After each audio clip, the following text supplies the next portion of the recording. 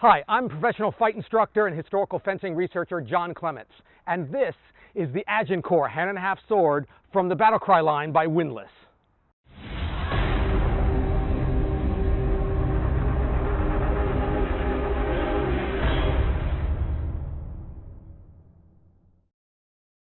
A hand and a half sword was a common weapon in the early 15th century, but it was in use all the way into the early 16th century. Sometimes a single hand arming sword is not good enough. A long sword is too long, too heavy. This weapon is in between. If you're looking for a weapon of smaller proportions, of lighter weight, that's still a formidable fighting weapon, capable of cutting and thrusting and being used in all the historical techniques, look no further than a good hand and a half sword.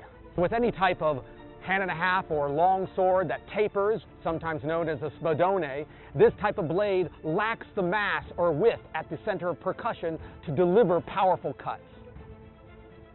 But it's still quite capable of slashing and slicing against lesser armed opponents.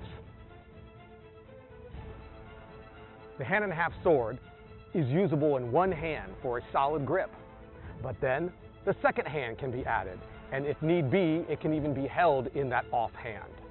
The blade can also be over-gripped, so it can be employed at downwards, or almost like a short spear, especially with the second hand holding it.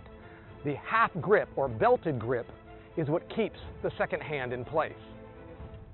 The thumb is placed on the core in between the cross to guide the edge, but it also can be placed on the flat of the blade so that it supports it and helps redirect the edges, employing the back as well as the front edge.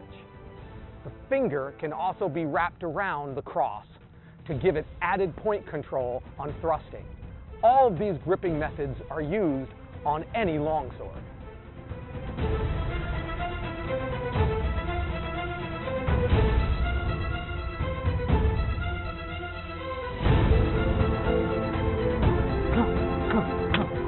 Now this is the same blade that I cut the pumpkin and the pool noodle with, and yet it's still got enough edge